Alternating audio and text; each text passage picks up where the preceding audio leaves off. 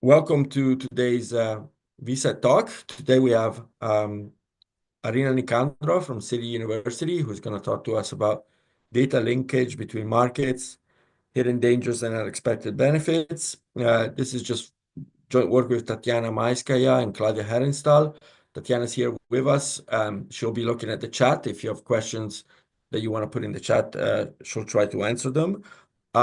We also have a panelist today. Andrew Rhodes is here with us. Thank you, Andrew. And Humberto Moreira is not here yet, but I'm hoping he will join very quickly. Just a final reminder, next week we have Markus Brunnemeyer, who's going to talk to us about strategic money with credit ledgers. So without further ado, Arina, if you want to get us started, that would be great. Thank you. Thank you for having me here. If you have any questions at any point, please stop me. Yeah, otherwise please drop your questions in the chat and Tanya will handle them. So what is this project about? This project was motivated by perhaps not so recent anymore merger between Google and Fitbit. So Google, we know Google. Fitbit is a manufacturer of wearable wireless fitness monitoring devices. So these would be fitness watches, but equally heart monitors and other fitness monitoring devices. At the time of the merger, Google was not active in the market for wearables, so it's seemingly a merger between two companies in unrelated markets. So there shouldn't be any competition problems. However, competition in markets. However, European Commission looked at the merger and investigated in phase 2, undertook in-depth phase 2 investigation and cleared the merger subject to some commitments from Google not to use data it obtains from Fitbit devices for advertising purposes. That should be the end of the story, but there were some commentators who were saying, well, actually Commission made a mistake and Commission looked at the wrong market. It's not a market, advertising market where Google is already dominant that is a problem. But the real problem is insurance market. And Google at the time was eyeing entering into insurance market. And the problem would be that owning Fitbit would allow Google to enter insurance market as an informed insurer. And the commentators were concerned that that would lead to higher prices, lack of cover for high-risk consumers, and perhaps even to market unraveling. So the argument went. For us, we thought, well, it seems a bit strange because insurance market suffers from adverse selection. And so what we are doing, we are dropping some information into that market. And we are saying that the outcomes will be necessarily worse. So we thought, well, it's not a given that outcomes will be worse. And so the question is, so who suffers and who benefits when we establish a linkage, a data linkage between two markets, a market for some gadgets and an insurance market. And so in particular, we will look how consumer welfare is affected for different groups, for different types of consumers. And so snapshot of our model, we will have a product market. So you should think about this product market as the market for gadgets. We will have insurance market. This is your health insurance market. And we will have a company, company zero, that operates in two markets. So you should think that this company zero is Fitbit in the product market and Google in the insurance market. And we will be establishing a data linkage between these markets. So what does it mean to establish a data linkage? It means that company zero in the product market first sells a product to the consumer, receives a price for this product, and so receives a payment from consumer. But together with payment, it also learns the risk type of this consumer. So learning this risk type is the leaking data. And after interacting with the consumer in the product market, company zero, then it interacts with the same consumer in the insurance market. And in the insurance market, this company offers an insurance contract, which consists of premium and a cover if a consumer suffers a loss. And we compare two situations, the situation where these two markets are independent and a situation where there is this data linkage between the markets. And our aim is to compare consumer welfare with and without data linkage. So a snapshot of our results, both high and low risk consumers may benefit from data linkage when the share of high-risk consumers is large. So if a population of consumers consists predominantly of high-risk consumers, both types of consumers benefit. However, if the population of consumers consists predominantly of low-risk consumers, both types of consumers may suffer from data linkage. For the rest of the talk, I'm going to unpack these two bullet points in more detail. Before we go into model, I would like to draw attention to the growing literature on data linkage between markets. So the literature, this is a new literature and growing. The two papers which are closest to us is Chen et al. And De Carnier and Taylor. And these two papers look at the mergers mergers that establish data linkage between markets, but in comparison to them, what we do differently, we look at negative externalities between different consumer groups. So we have different consumer groups, and these consumer groups will impose externalities on each other. And welfare results in our model depends on the composition of the consumer pool. And this is something that those models didn't consider at all. Of course, there is a very rich literature on screening in insurance markets. Our insurance model will be super simple, so we will do no justice to this insurance literature. There's also growing literature on some information provision in insurance market. Again, our model will be super simple, and in our paper we will provide asymmetric information to insurance companies, but the model will be very stylized and super simple. So again, we can't claim that we are contributing methodologically to this literature. So our main contribution will be to the literature on data linkage between markets. Okay, without further ado, Andrew, you have a question? Yeah, just so it's not a criticism, but just to point out that the model is maybe slightly different from the Google Fitbit application, right? In the sense that the way you framed it was that there was a concern that Google would enter the insurance, so presumably that market already exists, so maybe there's one or more players, and Google would enter that and cause that market to unravel. So that's a little bit different from the model, right? Okay, so we will consider two market structures. We will consider a monopolist, and so without Google, that in our market wouldn't exist at all. And we will consider perfectly competitive markets where actually the number of competitors doesn't matter, because what will be determining equilibrium is zero profit condition. But in that respect, yes, we are not changing the number of players in the market, in the insurance market. So there is no entry, but the way we are constructing it, either number of players doesn't matter, or the market wouldn't exist without that company at all. Okay. Okay, so the model. I'll start, because the interactions between start in the product market, and then in the insurance market, I need to solve the game backwards. So I will be actually talking about insurance market first, and then I will be talking about product market. And so in terms of solving, we will do the same. We will start with always with product, with insurance market, and then we'll talk about the implications for product market. So we have a population of consumers. So it's a continuum of consumers, and each consumer will have some income Y, and with some probability she may suffer a loss L. We have two types of consumers. High-risk consumers suffer a loss with probability pi h, and low-risk consumers suffer a loss with probability pi l. And we assume that pi h is higher than pi l.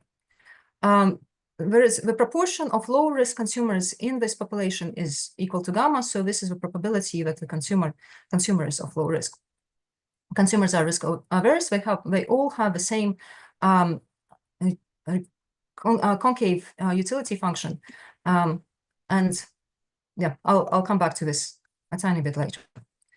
So what does insurance contract consist of? It consists of a premium P that the consumer pays irrespective of her income, and cover Q that she receives if she suffers a loss. All the insurance companies are risk neutral, profit maximizers. So they profit is premium minus expected payout on the contract if a consumer accepts the contract and zero otherwise. And for simplicity, we will be assuming full insurance. So this Q will be equal to L. So effectively, what we have a price competition in the insurance market, and this price competition is for full insurance contracts. The type of consumer's willingness to pay is determined by the consumer's type, risk type, and in particular, the defined quantity WI. Well, the defined quantity W, and this quantity W is consumers' willingness to pay for the full insurance contract. Because consumers are risk averse, this W is higher than the fair premium, and on top of that, it's high risk consumers are willing to pay more for the full insurance than the low risk consumers. So this W indexed by H is higher than W indexed by M. Andrew, do you have a question? Yeah, I was just saying in the version that I looked at, I think you just had one insurer, right? So you're going to have a slightly different model here where you allow for competition, if I understood. Okay, so for most talk, I will be talking about one insurer. Okay. We have results for perfectly competitive insurance market. It's not in the draft yet. It's in the previous version of a draft, but yes, you haven't seen those results. I will have only one slide on that. So okay, but then I'm wondering, is the full insurance assumption? So are you making that for tractability, right? Because you could imagine that there are menus, especially when you don't have the data linkage. So is this is it without loss? Does it change anything? Is it just for tractability? It's without loss. So when we started this project, we worked with menus. It was complicated. It was complicated to solve. We had a bunch of results, and then it turns out that the same results hold if there's no menu competition. And again, this is something that's in the next iteration, in next draft of a paper, we hope to include a section that will show that actually assuming a full insurance contract and price competition is without loss of generality for our key. At least it doesn't matter for our key results. Thanks. Okay, so and here's market structure. So we will consider two market structures: monopolistic insurance market, where company zero has no competitors in the insurance market, and perfectly competitive insurance market, where company zero has some competitors, but importantly, all the profits competed down to zero. So I will spend most of my talk in this monopolistic market structure. One last slide I have on perfectly competitive market structure. So how do interactions in insurance market work? So without data linkage, consumer privately learns her risk type, and then the firms make offers. All firms make offers simultaneously. So of course, in monopolistic market structure, it doesn't matter. We have only company zero making offers. But if this company has competitors, everyone makes offers simultaneously, and each consumer chooses a contract or remains uninsured. So what does data linkage do to this interaction? It introduces two changes. The first change is that now, after consumers learned the risk type, company zero can identify risk type of each consumer it serves in the product market. And now, having identified risk type of those consumers, it can make personalized insurance offers to those consumers. It can offer different contracts to the consumers it identified as high risk. It can offer a contract for consumers it identified as low risk, and it could make a separate offer to consumers that it hasn't identified. So I will be referring to these consumers: identified high risks, identified low risks, and unidentified consumers. So this is one only change that we introduce. So that monopolists can make now these three types of offers. If we have competitive market structure, then we haven't changed the timing assumption. So all companies will be still making offers simultaneously at the same time. And it's important, so because when we're introducing only one change to the model, and the rest of the interaction stays the same. So after companies make offers, consumers can decide whether to take insurance or remain uninsured. So this is insurance market. Andrew? Yeah, so just to check, you don't have commitment here, right? So in the case where you just have one, say Google is also an insurance, Google can't commit. So it can't say, if I can identify you, I can offer you a discount, or I can bundle it with my base good, and if you don't, then you're going to have to pay a high price. That's not allowed in the model. No, it's not allowed. In fact, what we will have is Google sometimes would want to commit not to use the information about the risk type, but it won't be able to. So we don't have commitments. But could it commit to the price that it will sell the insurance at? So if you're a new customer or you're a customer of Google's other product? I think you're not doing that in the model, but would anything interesting happen if Google could do that, if you enrich the contracting space? I would need to think about it more carefully, so I will refrain from speculating here. But maybe we can talk about it in the discussion.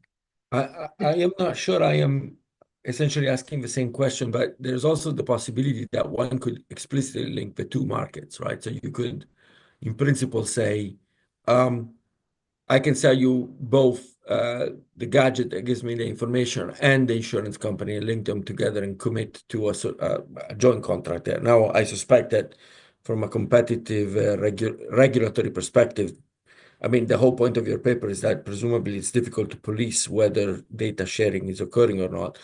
But if you make a contract across the two markets, it's quite visible and explicit. Nevertheless, it is a possible benchmark, right? That you might be able to want to do that.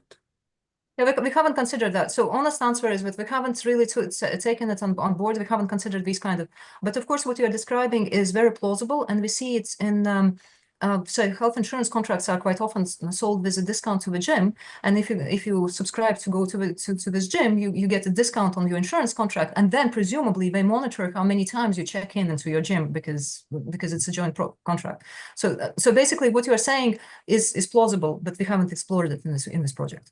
Okay. So product market.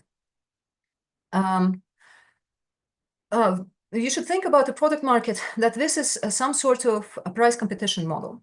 So I will be talking about hoteling duopoly, but again, in the earlier version of the paper, we looked at the random utility model with multiple firms. The problem is that then you don't get closed form solutions, and you invent and end up looking at some, you look either at some sort of comparative statics, or you rely on computer simulations, and then you don't know which results you trust. But we believe that whatever I will be presenting now, all of this will be in closed form solution, and we believe that these results are robust to different demand specifications. And again, this is something that we plan to work in future to see how much we can generalize to more general version of price competition.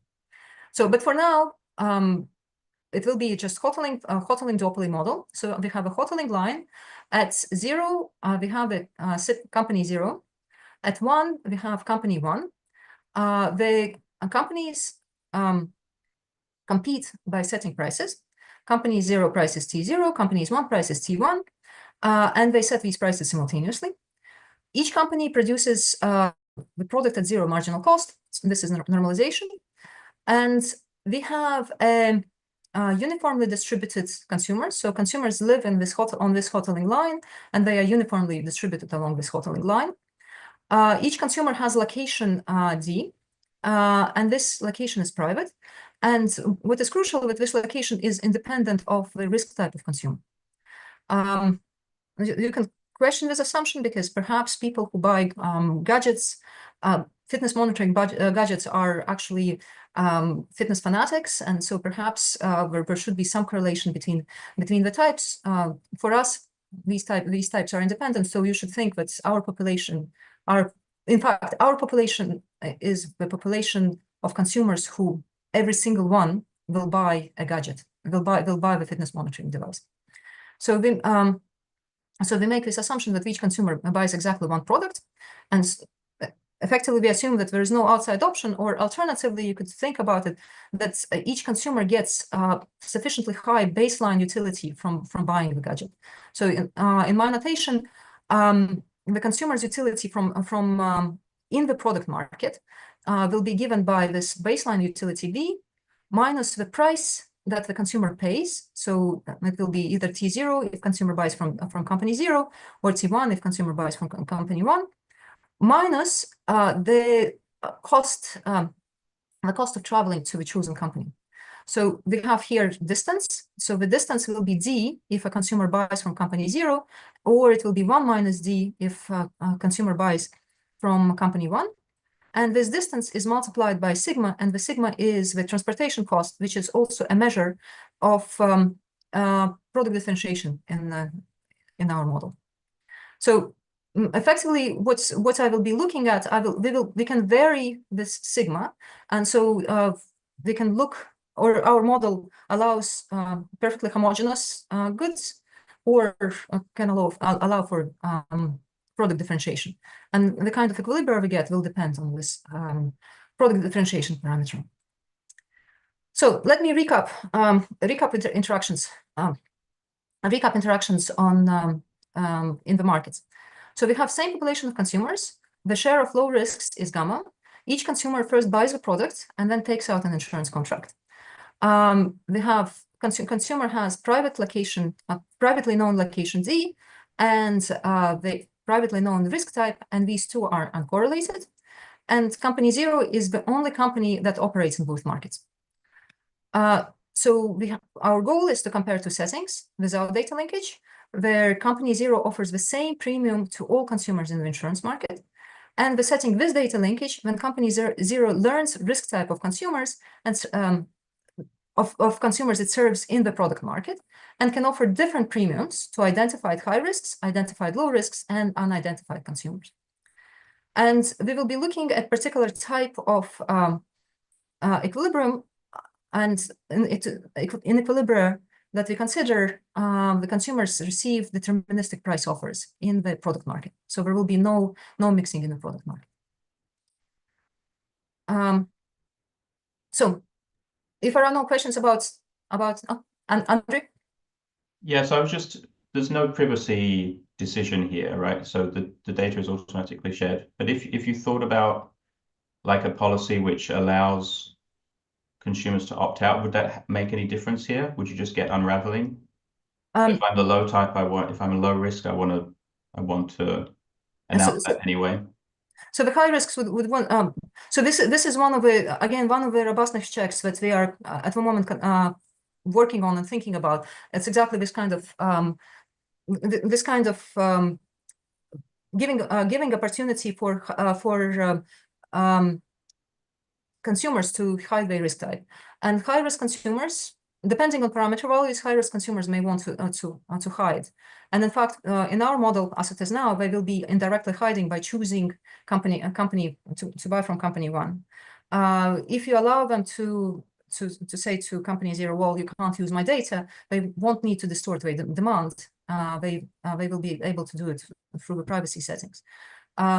So basically we are thinking of extending the model in this direction and to see which results are robust.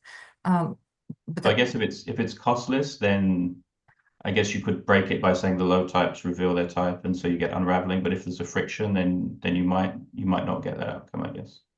Yeah, but look, because there's horizontal product differentiation, it's the low types will be indifferent in our model. The low types are indifferent between revealing the type or not revealing the type, and because the product.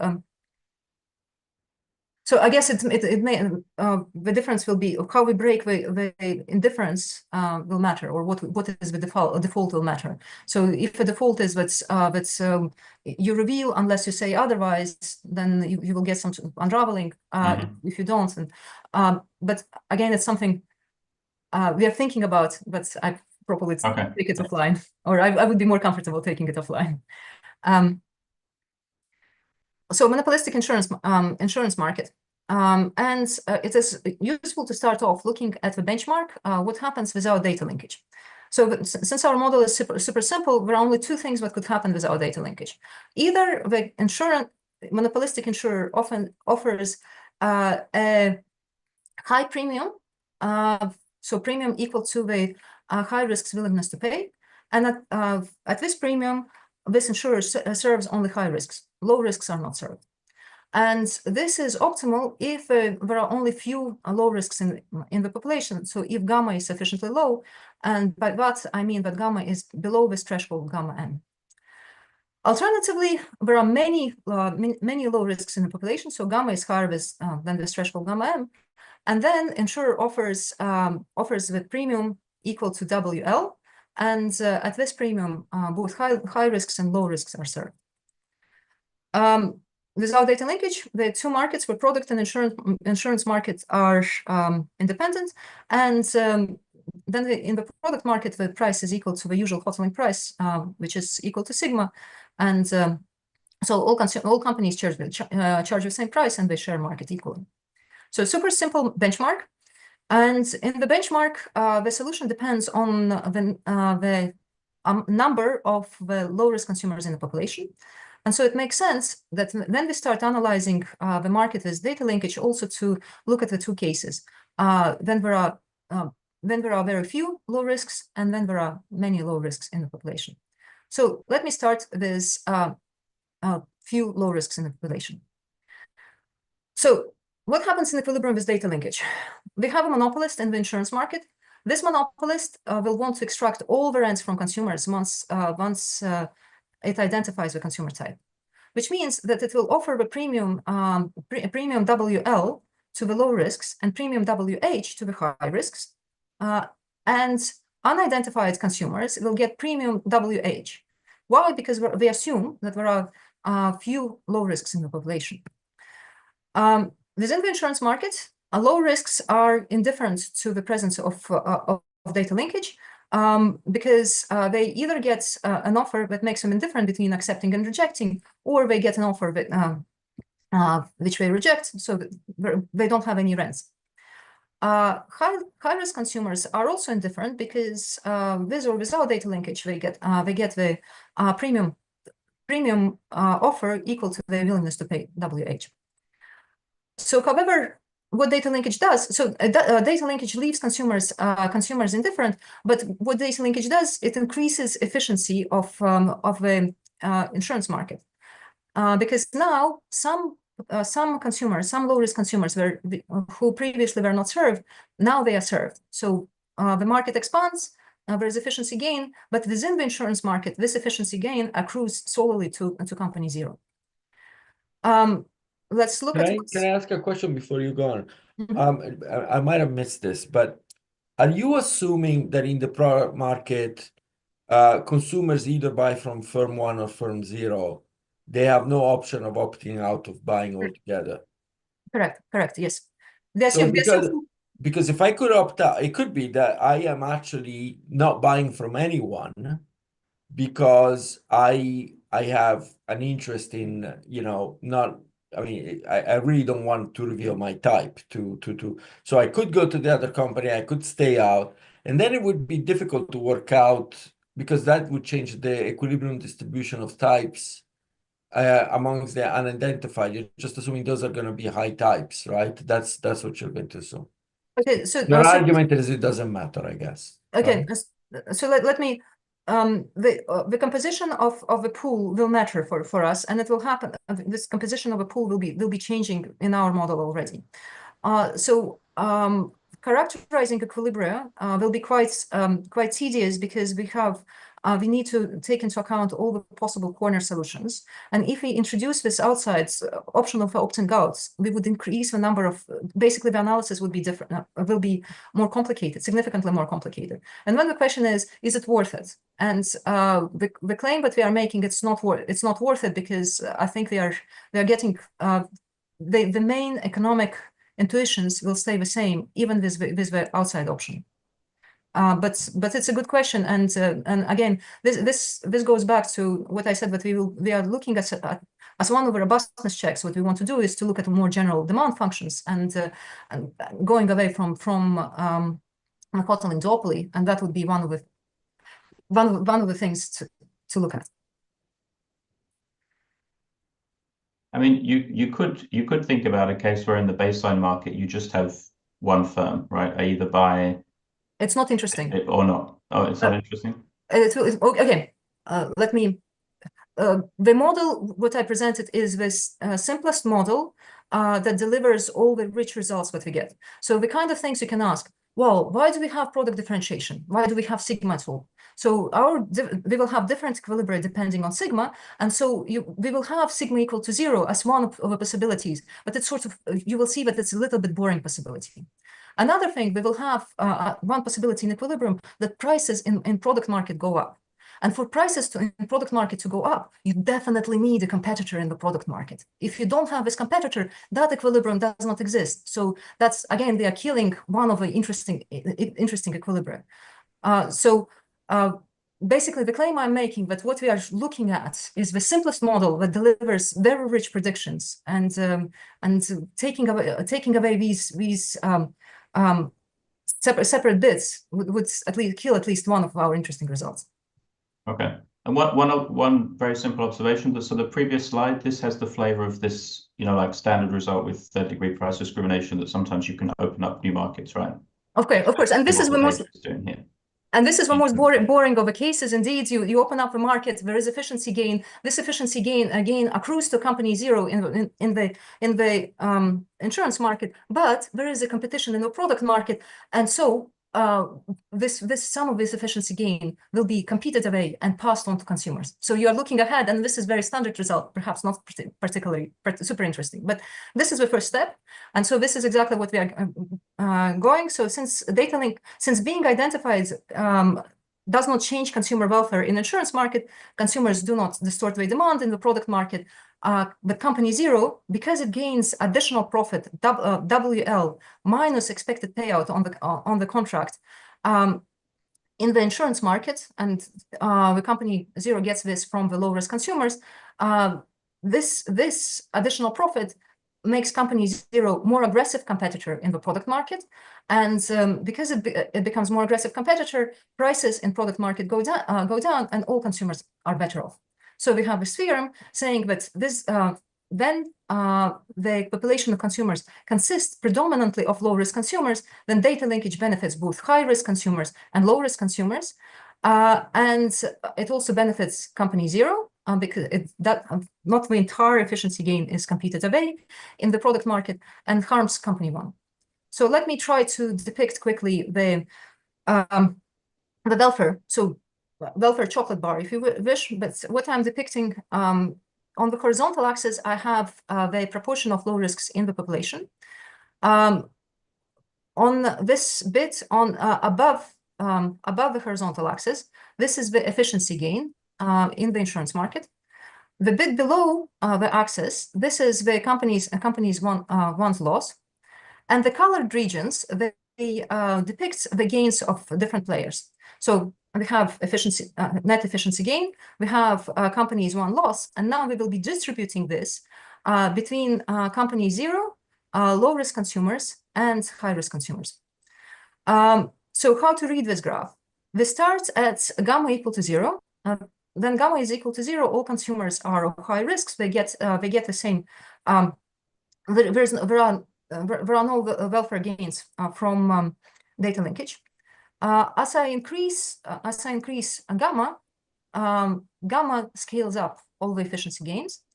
But what is important that in this picture, this threshold, gamma m, this threshold was a threshold that determined the type of offers that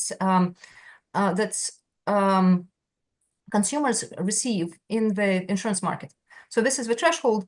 If gamma is below gamma m, then the consumers get high offers in the insurance market. If gamma is above gamma m, they get low premium offers in the insurance market.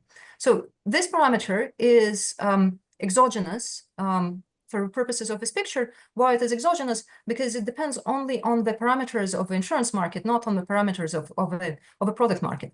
So I can place this gamma anywhere I want on these axes. And so if this gamma m is low, then I just curtailed my picture. If I increase this gamma, I can extend the picture to the right. And in particular, there is this interesting quantity, 3 sigma divided by pi l.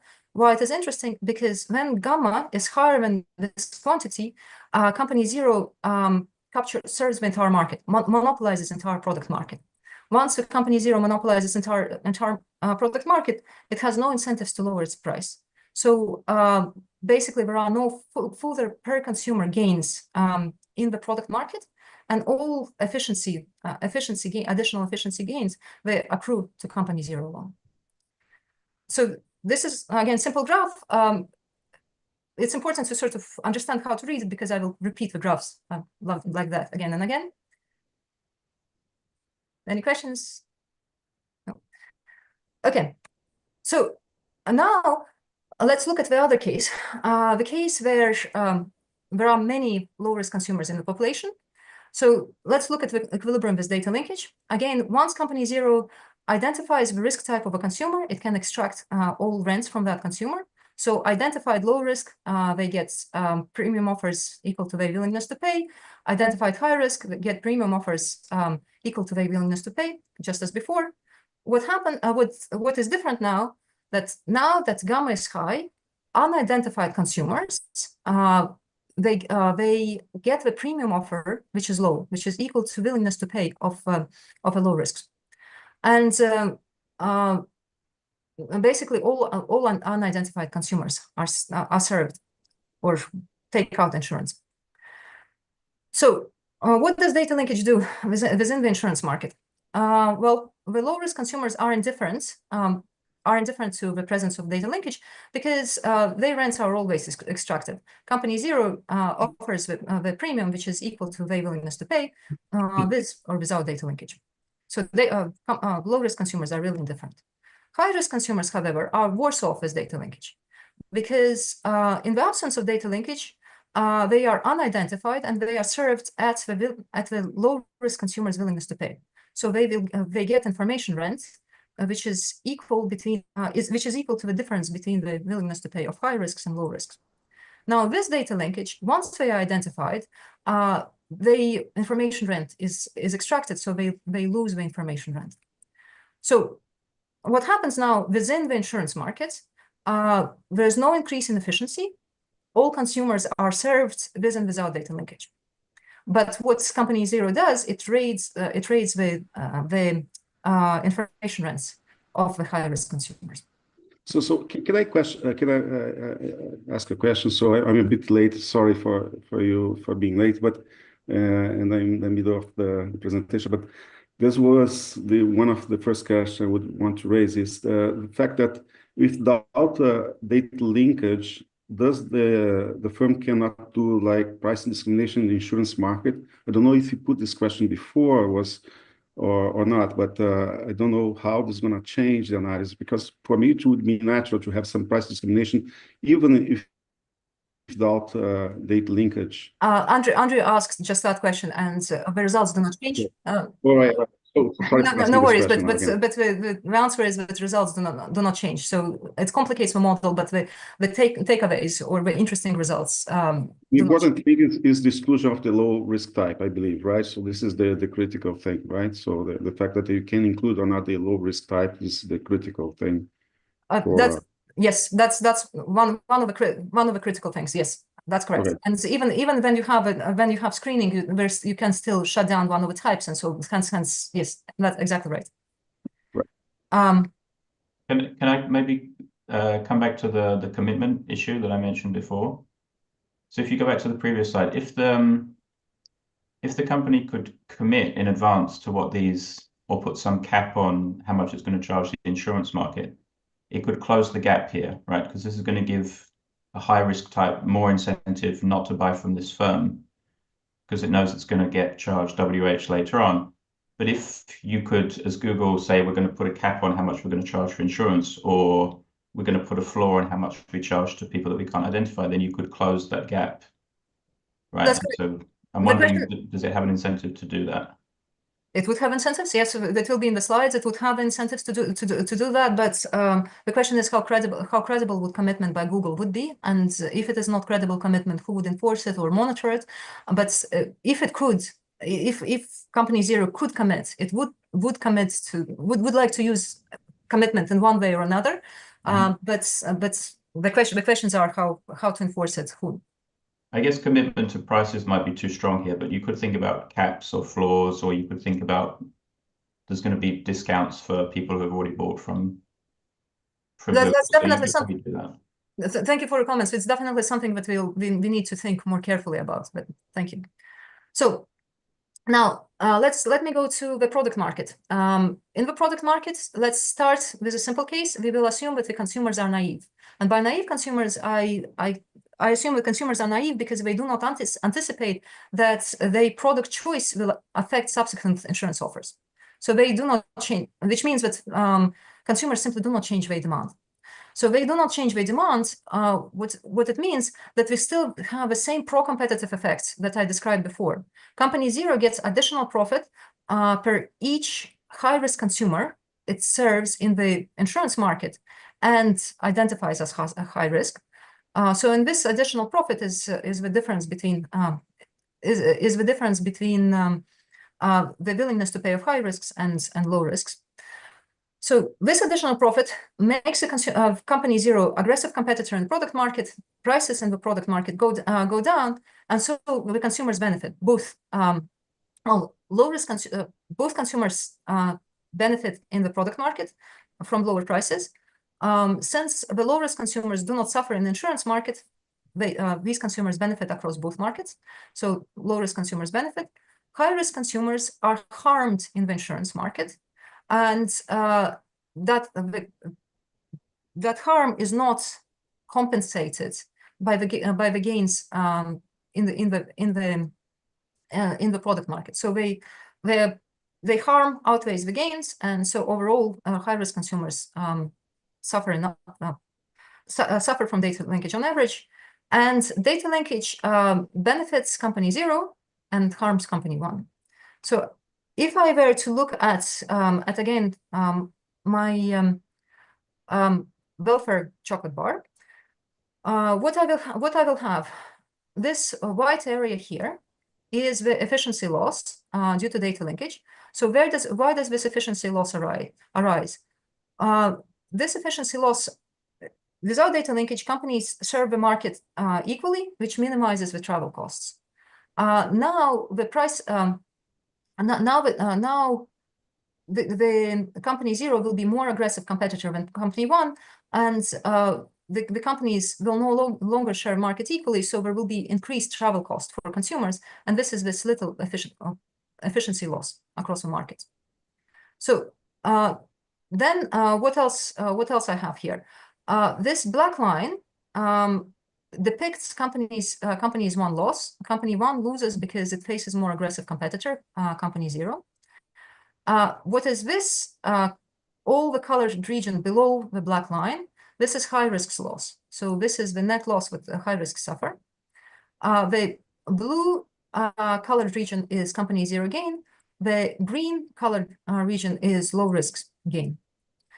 Again, in this picture, this gamma m threshold is an exogenous parameter. So I guess one more thing to say, that here in this picture, when gamma is equal to 1, all consumers have the same risk type, and so there are no welfare changes due to the data linkage.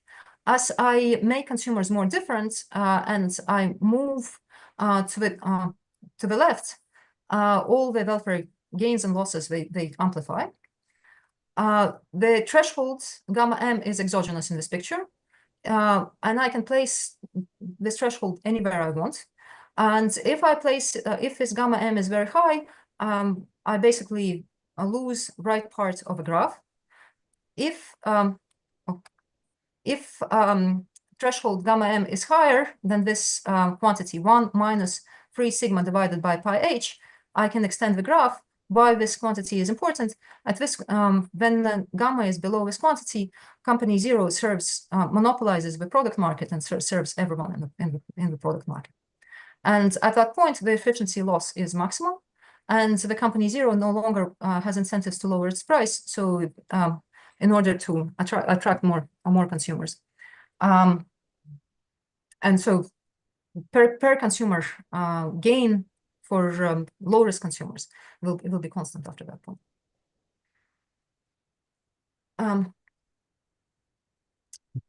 Okay, so that was simple. two simple cases. So what is now we are getting into more interesting cases, and in particular, we will now assume that consumers are sophisticated, and these consumers are asking themselves a question: should I to hide or not to hide from company zero? And for the low-risk consumers, the answer is simple. Low-risk consumers are indifferent to being identified, so they don't have incentives to hide from company zero. High-risk consumers, however, lose the information rent in the insurance market when they are identified. And because sophisticated consumers understand that they will lose this information rent, they have incentives to hide from company zero. How do they hide? They just go to company one and buy company's one product. What does it mean? They distort the demand. So there is this demand distortion effect. And overall, when this demand distortion effect is at work, high-risk consumers may buy the product at a higher price, or they will travel a longer distance. And so overall, the high-risk consumers would be worse off whenever the demand distortion is at play. Now let's look at supply. What happens on the supply side? On the supply side, we still have a pro-competitive effect I talked about twice already. So now the company zero gets additional profit per each high-risk consumer it identifies. And this additional profit makes this company zero more aggressive competitor and gives incentives to this company to lower its price. But you're allowing the consumer to be outside of the product market, right? So we rule it out. So the assumption is that consumers do not leave. So that's basically the way to think about it. We assume that the baseline utility is sufficiently big so that consumers are always buying the product. Yeah. Okay. With this assumption, so we have this pro-competitive effect, but then there is this anti-competitive effect. And what is the anti-competitive effect? It is driven by the demand distortion. So high-risk consumers want to hide from company zero. So in effect, they become more loyal to company one. And because they become more loyal to company one, they are less sensitive to prices, to price changes or price differences. And because we are less sensitive to price differences, that gives incentives for companies to increase their prices. So now we have two effects. We have pro-competitive effect that pulls the prices down, and we have anti-competitive effect that potentially pulls the prices up. Andrew. So this last point, this is what you meant earlier when you said you can't just have a non-strategic outside option. You really need two firms, otherwise you wouldn't get that effect. That's correct. So this anti-competitive effect is, let's say,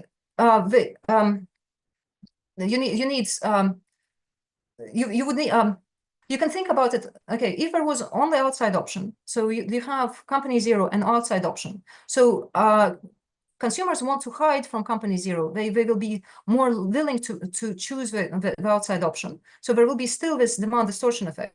But this outside option will be non-strategic. It will not be increasing its prices. And because the outside option is not increasing the prices, you can't get an equilibrium in which the prices go up. Ultimately you will get an equilibrium where the prices go down. And so that's basically having a single firm kills the interesting result. Okay, let me depict equilibrium in the utility space. So on the vertical axis, I will have utility of consumers. On the horizontal axis, I have my hoteling line.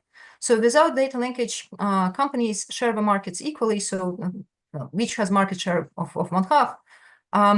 So I have here on the left, I have company zero. On the right, I have company one. So what I will be depicting, I will be depicting the utility of consumers. The utility of consumer is the upper envelope of utility from buying company zero, and that utility will be decreasing with the distance from company zero. The utility from buying from company one, that will be increasing in the distance from company zero. So I will be depicting this upper envelope, and I will be depicting this upper envelope for high-risk consumers in red, and for low-risk consumers in green. Let's look how this upper envelope looks. Well, for all the consumers will buy from the firm that offers the highest utility. So when consumers buy from company zero, both high-risk consumers and low-risk consumers get same utility. However, because when high-risk consumers reveal their type, they suffer losses in the insurance market. Their utility from buying from company zero is lower, so than the utility from buying from company one. So the red line here lies below the green line. What does it mean for an equilibrium? Well, it means that in equilibrium, company zero will serve more than half of low-risk consumers, but less than half of high-risk consumers. Company one will be still setting the price the same as the usual throttling price equal to sigma. Company zero will set the price, which is below sigma. Overall, we have a theorem, and this theorem says that for some parameter values, there exists this interior equilibrium where both companies serve some of each type of consumers. And in this equilibrium, low-risk consumers are benefit from data linkage, and high-risk consumers suffer from data linkage. The company one is unaffected by data linkage, but company zero actually suffers from data linkage. So let me a little bit break it up. So company zero serves some high-risk consumers in the product market and then extracts its information rents in the insurance market. However, the price in the product market, company zero in response to data linkage, company zero reduces its product market price by the expected insurance market gain for a randomly selected consumer. So there, by randomly, I mean that this probability gamma with consumers of low risk. However, because now the high risks avoid company zero actually serves disproportionately many low risks. And because it serves disproportionately many low risks, it loses on the product market more than it gains in the insurance market. So overall, company zero is harmed by data linkage.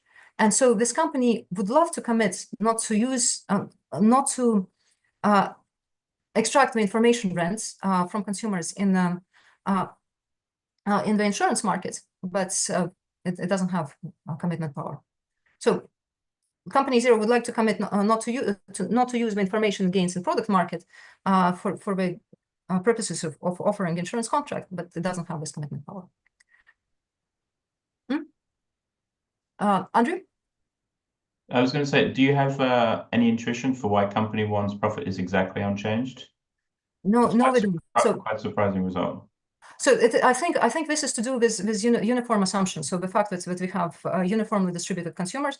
So what happens in equilibrium? That even though company zero serves more than half of low risks and less than half of high risks, if I aggregate these both types, then on average, they serve exactly the same number of consumers. So the overall demand for companies one product doesn't go down, and company one doesn't change its price. And because aggregate demand doesn't go down and the price doesn't change, the profit doesn't change.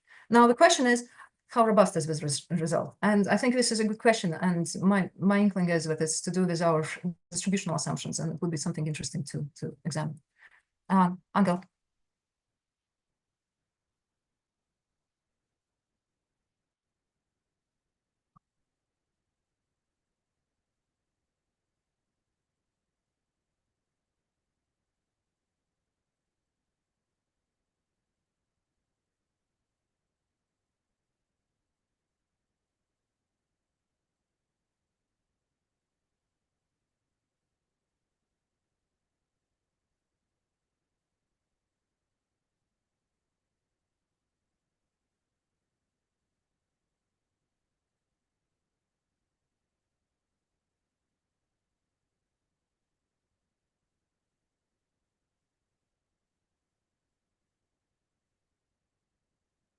Okay. Again, so yeah, we didn't think that there would be systematic difference between the consumer types when it comes to product market. Can I take it a little bit later? I just would like to at least there's one more equilibrium I really would like to show, and I'm running out of time. So again, let me depict the welfare gains in this particular equilibrium. So I have this threshold gamma m, and now this threshold is actually fixed. It has to live where it lives. So there is this gap, and this equilibrium exists for gammas higher than gamma I. So I have, again, the efficiency loss. This is the white region below the horizontal axis. And I have low risk gain, low risks gain because of lower prices in product market. Company zero loses and loses in the overall, and high risks lose overall. So the only one who definitely gains are low risk scheme.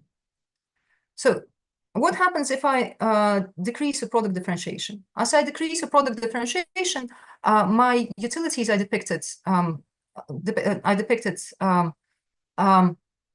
Shift, and so what I'm getting that company zero, the proportion of high-risk consumers that company zero serves decreases. The proportion of low-risk consumers company zero serves increases.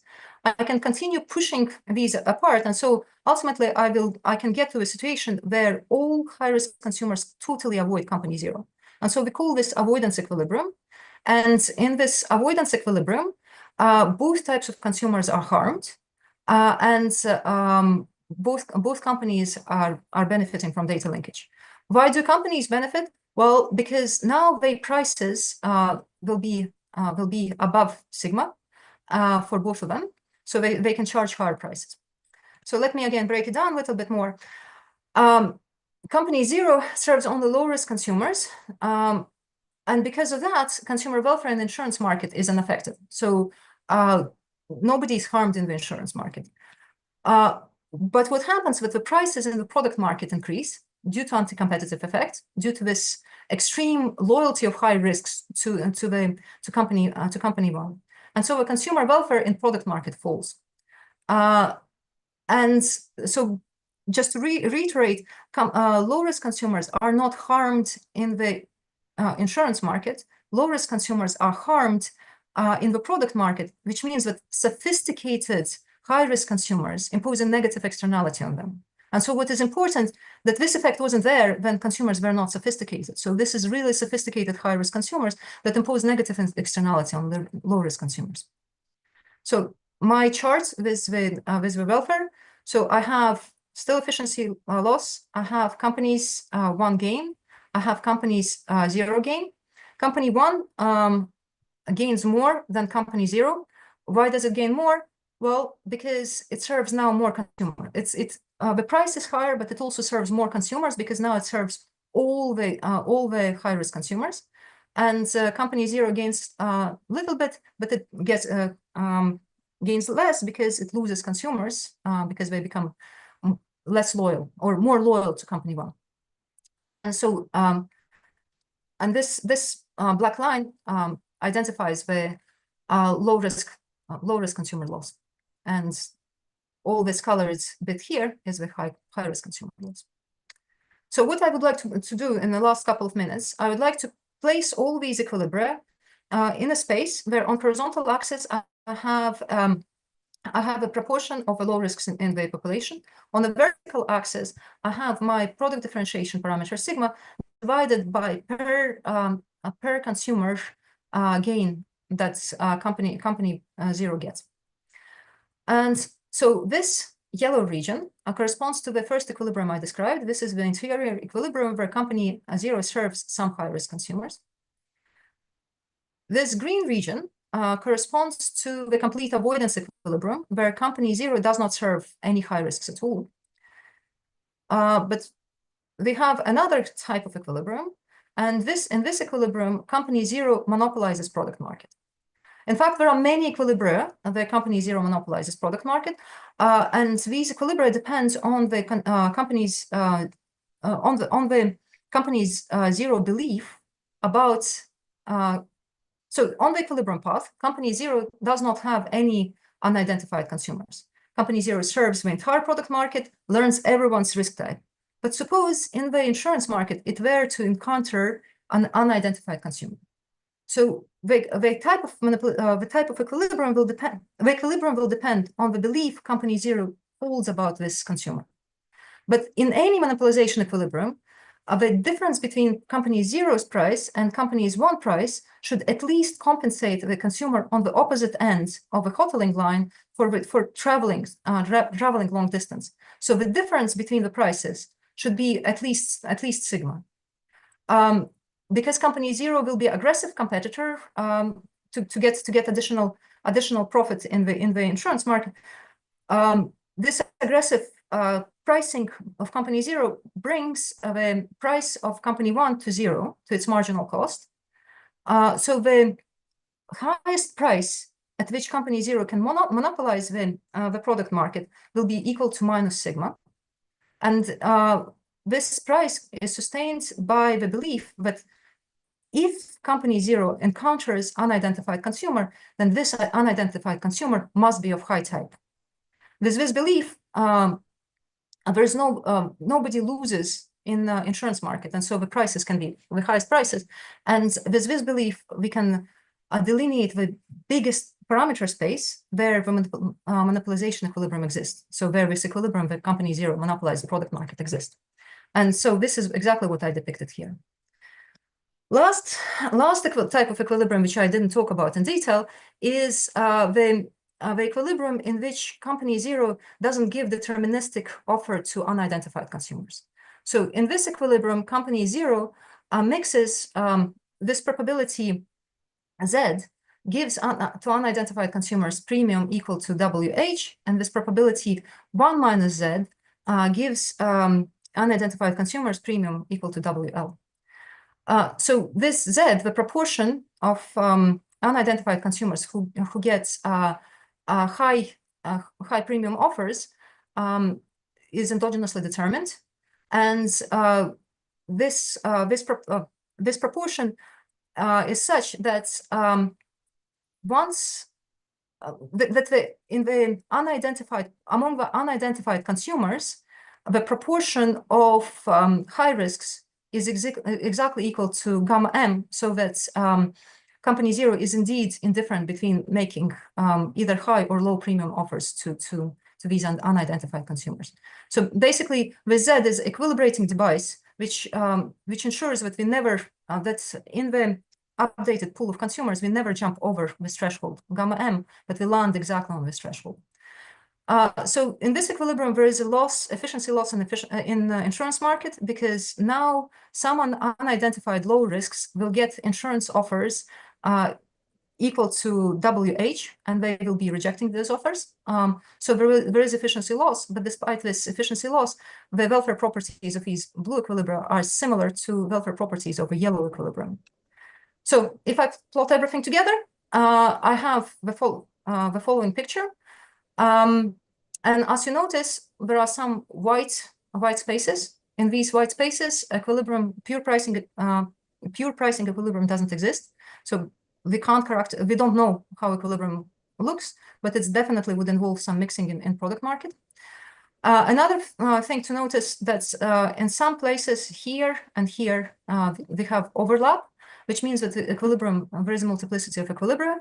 This multiplicity of equilibria is sustained by different beliefs about what unidentified consumers will get in the insurance market.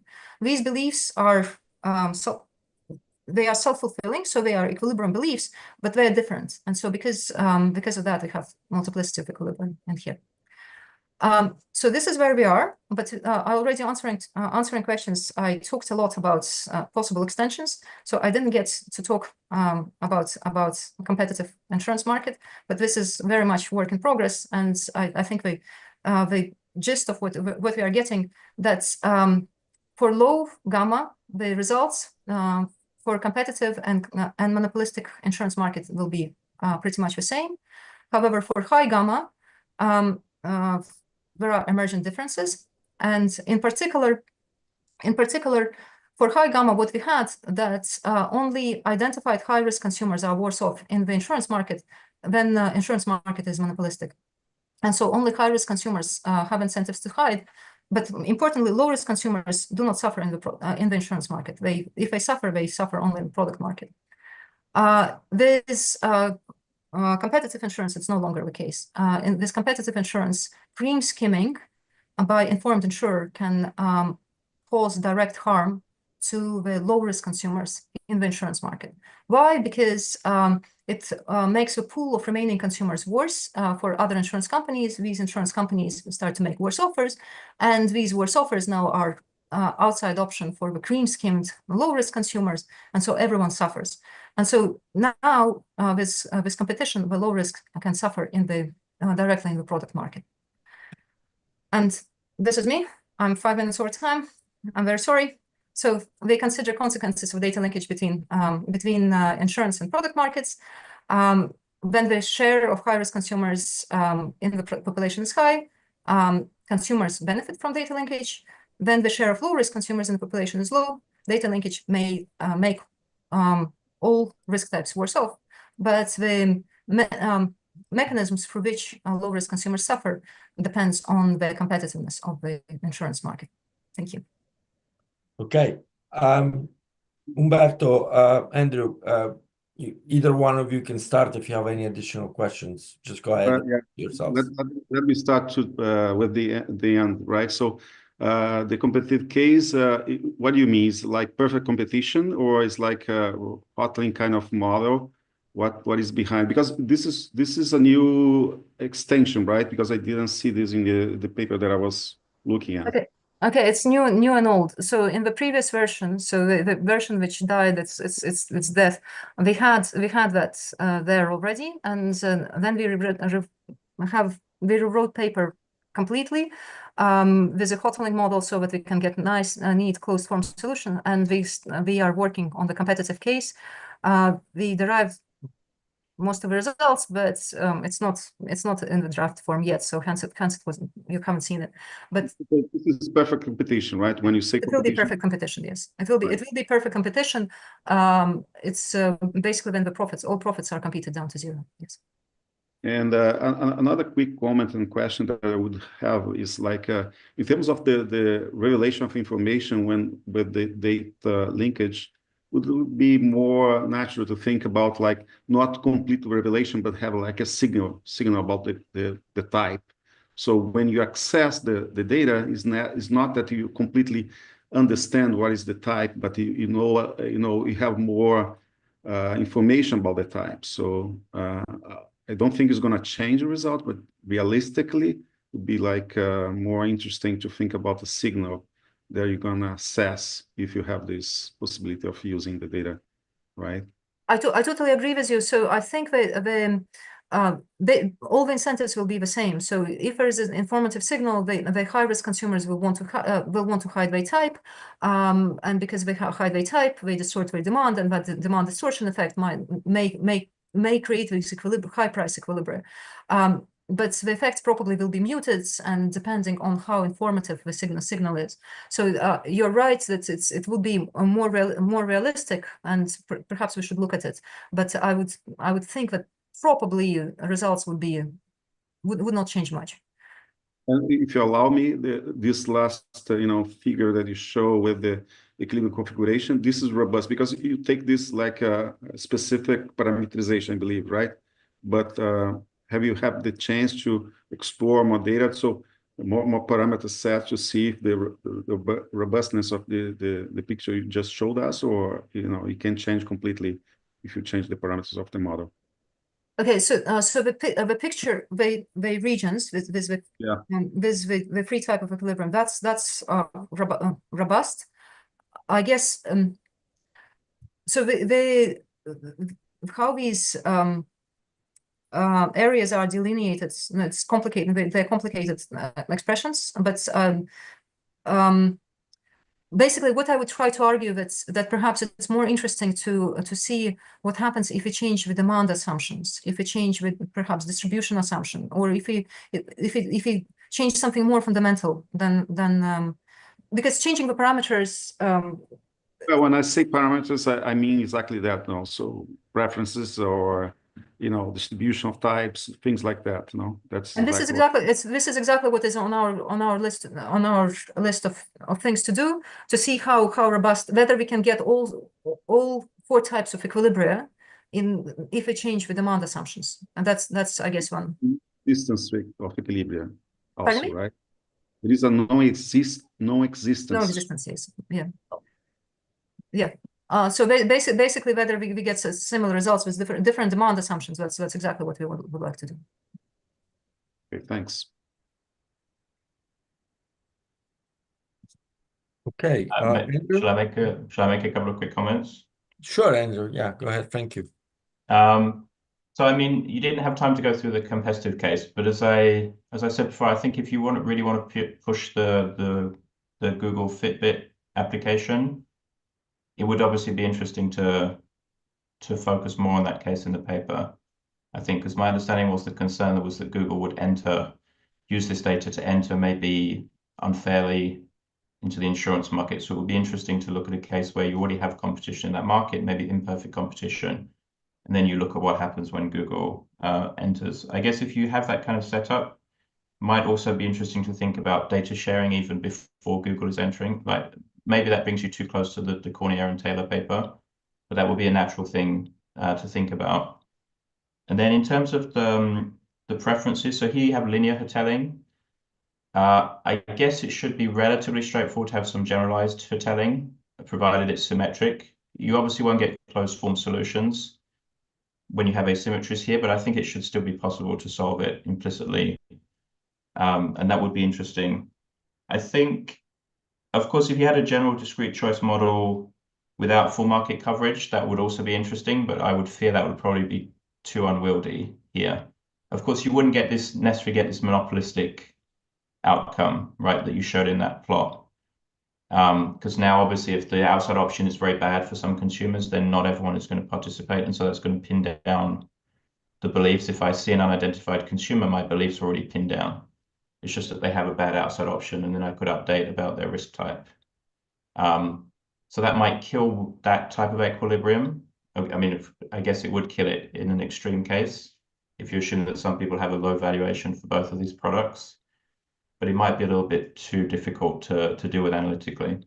We did look at it, and we did in the previous incarnation, and we did get monopolization equilibrium, but there must be some restrictions. I just no longer remember.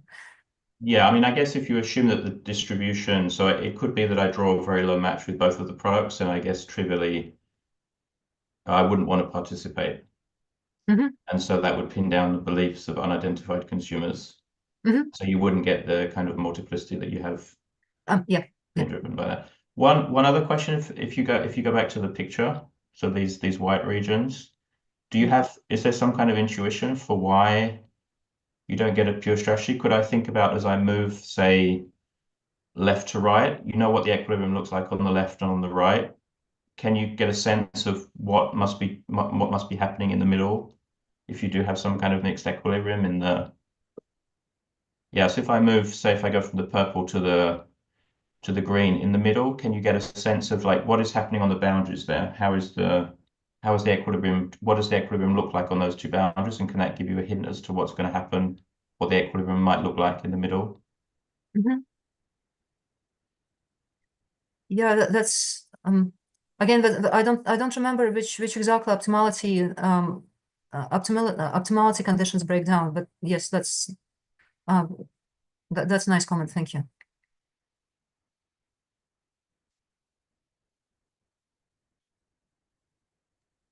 Okay.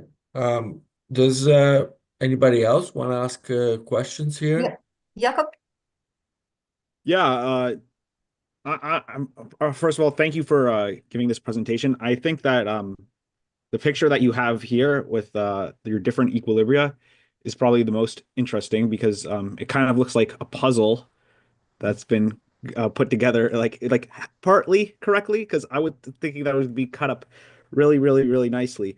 The one thing that I'm wondering about is, number one, in terms of these overlapping areas here, would that suggest like a need for refinement of these equilibria, and also with regards to these gaps, is it possible to go and clear these gaps by going and having some system of beliefs that are associated with it, or is that too off topic since we're just trying to go and limit ourselves to full information?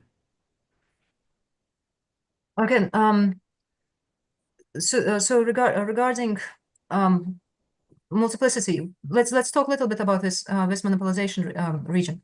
The problem, we try to do some refinements. So, for example, intuitive criterion, and actually no monopolization equilibrium that satisfies intuitive criterion exists.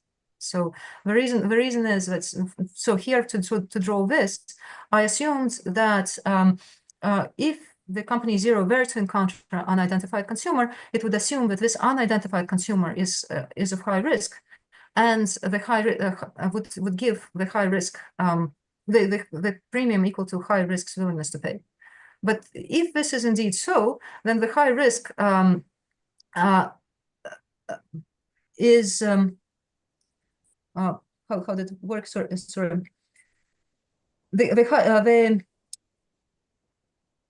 it wouldn't be at what point it's then not the high risk, but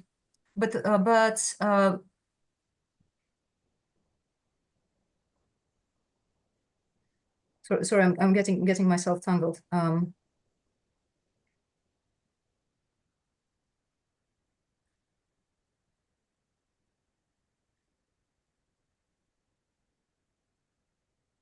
So this so identified consumer. Yeah, okay. Here it is. So what happens here? There is full monopolization equilibrium, which means that identified consumers, low risk consumer, they both gets extra profit or rents totally extracted. So if a high risk consumer, if a company zero believes that unidentified consumer is a high risk consumer, then actually it's not the the consumer who has the biggest gain from basically the high risk consumers, they don't benefit from hiding the type, because they get rents extracted either way, and because they don't benefit this belief that it's necessarily high risk consumer and not the low risk, not the average consumer whom the company zero faces is just wrong. So let me recap. Sorry, it took me a while to formulate it. So what happens in here? I assume that if company zero were to encounter an unidentified consumer, it believes that it is a high risk consumer. But the high risk consumer does not gain from hiding its type, because whether it hides its type or remains unidentified, it will get the same offer. But if a high risk consumer doesn't gain, then the appropriate belief, or the belief that satisfies intuitive criterion, should be that unidentified consumer is just an average consumer, and so is low risk with probability gamma. So clearly, this equilibrium does not satisfy intuitive criterion. If we assume, if we make alternative assumptions about these off-path beliefs, again, we can find, it turns out that they do not satisfy the intuitive criterion. So the bottom line is that even this monopolistic region, it's difficult to find a good refinement that would kill off multiplicity of equilibrium. So the usual refinements that we know do not work for us. And so it's a good question whether we can fill these gaps by other refinements. But given the troubles we had already here in this red region, I'm not particularly hopeful. Let's put it this way. Okay, thank you. We're just going to stop the recording. Now is a good time to do that.